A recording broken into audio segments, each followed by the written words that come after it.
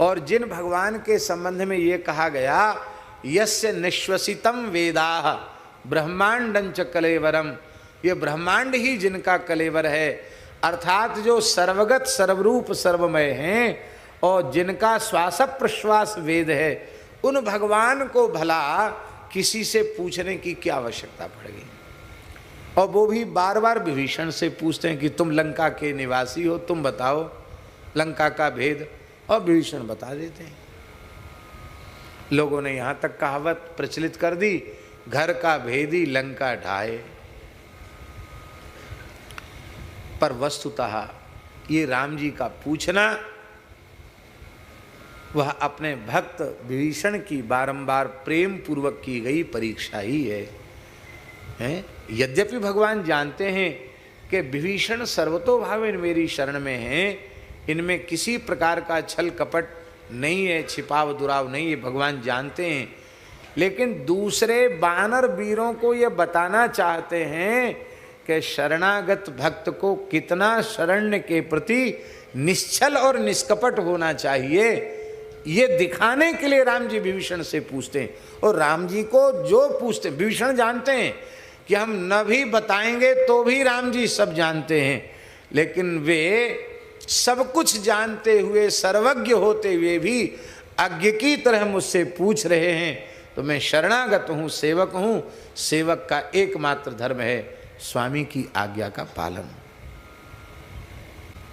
और राम जी का विभीषण जी के प्रति प्रेम कितना है। राम रावण युद्ध में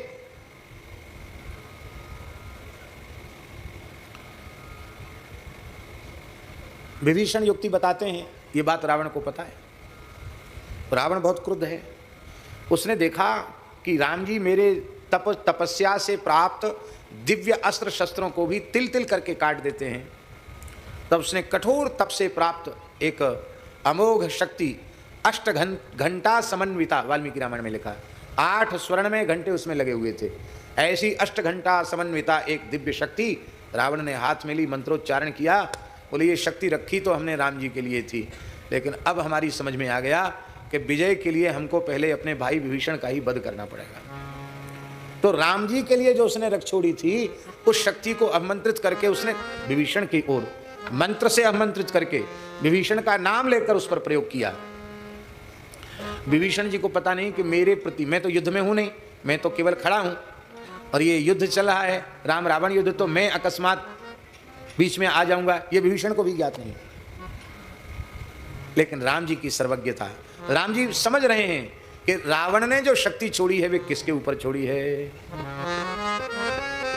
तुरत विभीषण पाछे मेला, तुरत विभीषण पाछे मेला, सन्मुख राम सहयो सोई सेला, सन्मुख राम सहयो सोई सेला। ये राम जी का विभीषण के प्रति, राम जी ने हाथ पकड़ के विभीषण को ऐसे छिटक दिया, दूर कर दिया, और भगवान कवच धारण नहीं किए हुए हैं, भगवान ने सामने छाती कर दी और उस अमोघ शक्ति को भगवान ने अपने वक्ष पर ले लिया। राम जी मूर्छित हो गए, क्योंकि शक्ति की महिमा को रखना है ना राम जी को, उसकी तपस्या और उसकी शक्ति की गरिमा महिमा को भी रखना। राम जी मूर्छित होकर गिर गए और उस समय विभीषण ने काल के जैसा युद्ध रावण के साथ, रावण को इतनी जोर से गदा का प्रहार विभीषण ने किया, वाल्मीकि में वर्णन है महाराज जी, रावण घुटने टेक गया और अपने 10 मुखों से रक्त का वमन करने लग गया। बाद में श्री लक्ष्मण जी ने मोर्चा संभाला, राम जी उठ के खड़े हो गए। राम जी ने कहा, वत्स भैया विभीषण, तुमको वहां लड़ने नहीं जाना चाहिए। विभीषण की निश्चल निष्कपट प्रीति पद पद पर है। एक बंगला भाषा की रामायण है, उसमें एक बड़ी विचित्र कथा, कृत्तिवास, उसमें एक बड़ी विचित्र कथा है। रावण के सिर बार बार कट रहे हैं, भुजाएं कट रही हैं, रावण मर नहीं रहा है। तो राम जी ने विभीषण की ओर देखा, क्यों नहीं मर रहा है? बोले इसके न मरने का कारण भगवान मैं जानता हूं, आप पूछ रहे हैं तो मैं बता देता हूं। आपके पूर्वज जो रघु थे, उन रघु का अपराध इसने किया था रावण ने। वो कथा बहुत सुंदर कथा है, बड़ी प्रसिद्ध कथा है, आप कहें तो जल्दी जल्दी सुना दूं।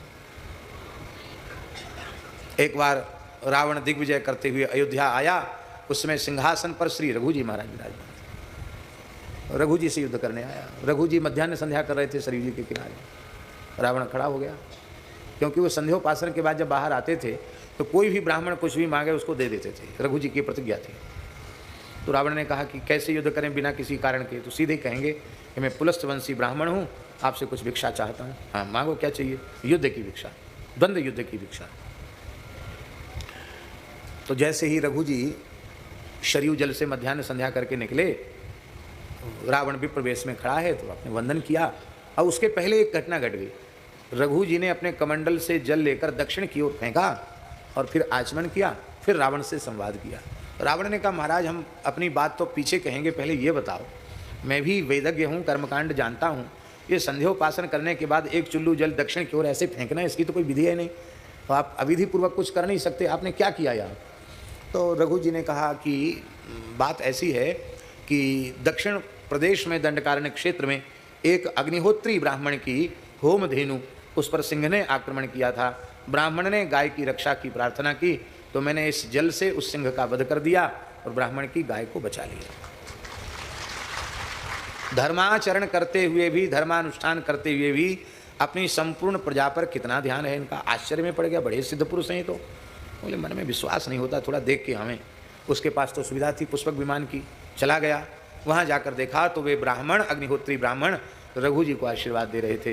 कहा महाराज रघु जी ने यहाँ उपस्थित होकर के सिंह का वध किया और मेरे अग्निहोत्र रूपी धर्म को बचा लिया। वाह, धन्य हैं तो बड़े चमत्कारी पुरुष। तो भगवान मैं ब्राह्मण हूँ, युद्ध की भिक्षा चाहता हूँ। तो रघु जी हंसने लगे, बोले भाई आज तक मेरे पास ऐसा कोई ब्राह्मण नहीं आया जिसने भिक्षा में युद्ध मांगा हो। इससे प्रमाणित होता है कि तुम वस्तुतः विशुद्ध ब्राह्मण नहीं मालूम पड़ते हो। लेकिन चलो कोई बात नहीं, ब्राह्मण के वेश में आए हो, ब्राह्मण बन के आए हो, तो हम अवश्य देंगे, तुम्हें अपना पूरा परिचय देना पड़ेगा। रावण ने अपना परिचय दिया। परिचय दिया तो रघु जी ने कहा कि देखो गौ और ब्राह्मण, इनके सामने मैं अस्त्र नहीं उठा सकता। भले ही तुम अब ब्राह्मणोचित सदाचार से युक्त नहीं हो, लेकिन फिर भी तुम्हारा जन्म पुलस्त्य वंश में हुआ है, इस नाते मैं तुमसे युद्ध नहीं करना चाहता, क्योंकि तुम ब्राह्मण हो, नाम मात्र के ब्राह्मण तो हो, हम तुमसे युद्ध नहीं करना चाहते। नहीं मैं तो युद्ध चाहता हूँ। तो रघु जी चाहते थे कि बिना युद्ध के ही चला जाए। तो रघु जी ने क्या किया महाराज जी, वहीं बैठ गए सरयू जी की रेणुका में, बालुका में, अपनी अंगुली से और लंका का नक्शा बना दिया। बोले ऐसी है ना तुम्हारी लंका? पूरा नक्शा बना दिया। बोले हाँ बिल्कुल ऐसी है। आप यहीं बैठे बैठे थे? बोले हाँ सबको सब दिखाई पड़ रहा है ऐसी है लंका। और पूरा नक्शा बना करके और फिर ऐसे एक कोना उसको मिटा दिया। बोले जाओ देख के आओ। रावण देखने गया तो जिस कोने पर उन्होंने हाथ फेर दिया था वो सफाचट। रावण ने सोचा बड़ा विलक्षण महापुरुष है, पूरे नक्शा बना के पूरी लंका पर हथेली फेर देता तो हमारी तो जय सिया राम, लंका ही नहीं रहती। वाह, है तो विलक्षण पुरुष। तो इसका मतलब है कि इतना शक्तिशाली है कि इससे ऐसे नहीं जीता जा सकता है। इसकी इस महान शक्ति का हेतु क्या है? तो बोले ये परम धर्मात्मा धर्मनिष्ठ हैं, गौ ब्राह्मण के परमोपासक हैं। ये तो इनकी विशेषता है ही। इनकी सबसे बड़ी विशेषता है, इनकी जो महारानी है वो परम पतिव्रता है। उसके पातिव्रत के प्रभाव से त्रिभुवन में कोई देवता भी इनको जीतने में समर्थ नहीं, क्योंकि इनकी महारानी परम पतिव्रता है।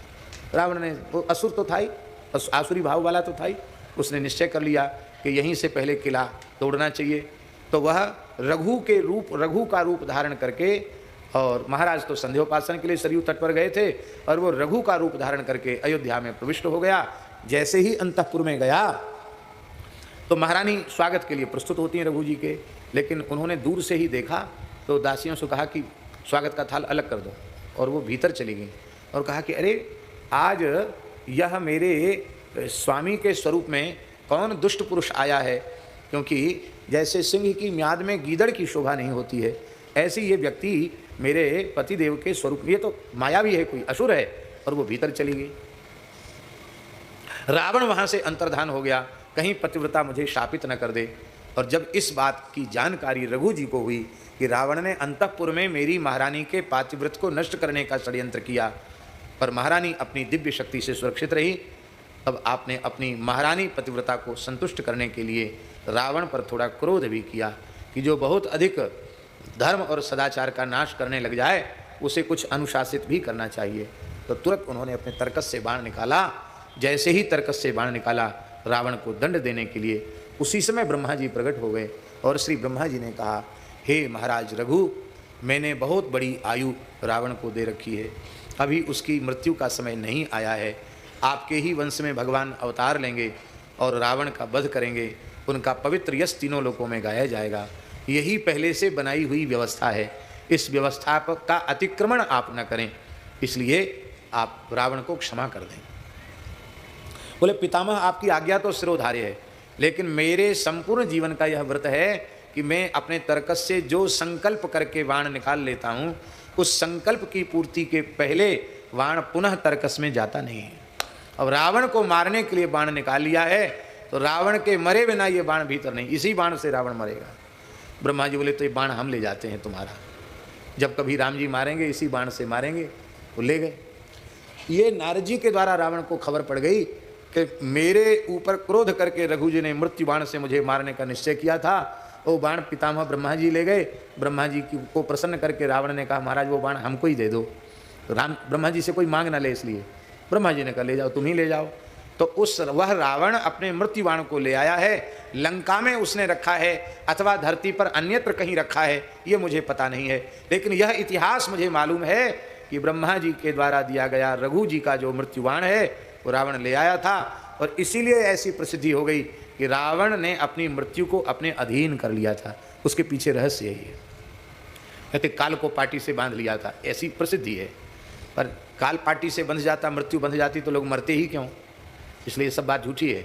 उसका अर्थ यही है कि उसने अपनी मृत्यु को अपने अधीन कर रखा था। राम जी मुस्कुराए, बोले हाँ चलो रहस्य का पता चल गया। अब वस्तु कहाँ है इसका पता तो हनुमान जी लगा सकते हैं, क्योंकि कोई वस्तु का पता लगाने का ठेका हनुमान जी का है। तो श्री हनुमान जी की ओर देखा, हनुमान जी मुस्कुराए। हनुमान जी बोले बस भगवान आपका इशारा ही पर्याप्त है, अब तो वह बाण आपके हाथ में आ गया ऐसा ही आप समझें, मैं ले आऊँगा बाण। कैसे ले आओगे? हनुमान जी बोले हम ले आएंगे, आपकी कृपा से ले आएंगे। देखो पुरुष की एक कमजोरी, क्या कमजोरी?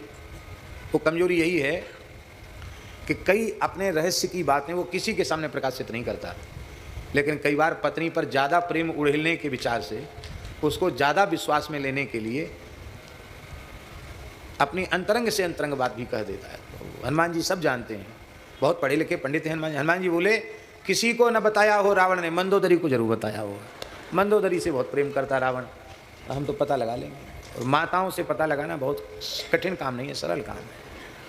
माताएं भोली भाली होती हैं, भावुक हृदय की होती हैं, जल्दी घबरा भी जाती हैं, जल्दी बक्कर देती हैं, मुंह से खोल देती हैं बात, बस थोड़ी विचलित हो जाए।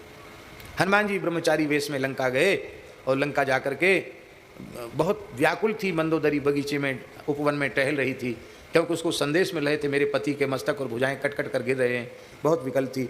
हनुमान जी ब्रह्मचारी वेश में गए और बोले रावण की विजय हो, रावण की विजय हो, रावण की विजय हो। मंदोदरी के कान खड़े हुए, बोले महाराज क्या कर, ब्रह्मचारी जी क्या बोल रहे हो, रावण की विजय हो? मेरे पति के मस्तक और भुजाएं कट कट के गिर रहे हैं, आप कहते विजय हो विजय हो, कैसे विजय होगी? अरे बोले देवी तुम परम पतिव्रता हो, मुझे सब रहस्य ज्ञात हैं। ब्रह्मा जी से रघु जी का जो बाण है वो आपके पतिदेव दशग्रीव महाराज लेके आए हैं, हमें पता है, हम सब जानते हैं, त्रिकालदर्शी ज्योतिषी हैं, सब जानते हैं। इतना सुनते ही वो हाँ तब तो ब्रह्मचारी जी की बात सत्य हो सकती है। बोले हाँ अब आपके शास्त्र पर आपके ज्ञान पर हमें भरोसा हो गया। उन्होंने वह बाण अंतःपुर के इस स्तंभ में चुनवा रखा है। उसके मुंह से निकल गया, इसलिए निकल गया कि तो सब कुछ जानते हैं। हाँ बिल्कुल ठीक कहते, यहाँ चिनवा रखा है। बस हनुमान जी ने अपने एड़ी के प्रहार से स्तंभ को विदीर्ण किया, बाण को हाथ में लिया और तुरंत राम जी के हाथ में दे दिया।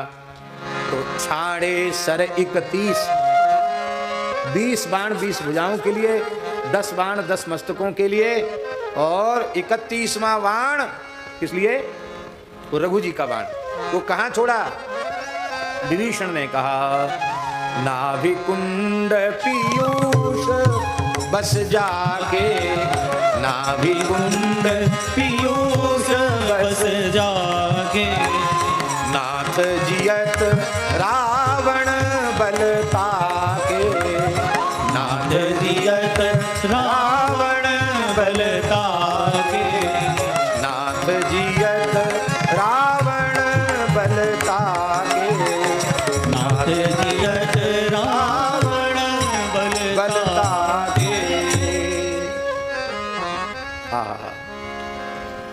राम जी ने रावण का वध कर दिया। बोलो भक्तवत्सल भगवान की। तो शरणागत में शरण्य के प्रति कैसी निश्चलता, निष्कपटता और कैसा समर्पण होना चाहिए, उसको यदि ठीक से समझना है तो विभीषण जी की शरणागति के रहस्य को, उनकी एक एक बात आरंभ से लेकर अंत तक, उनकी एक एक बात ध्यान देने की योग्य।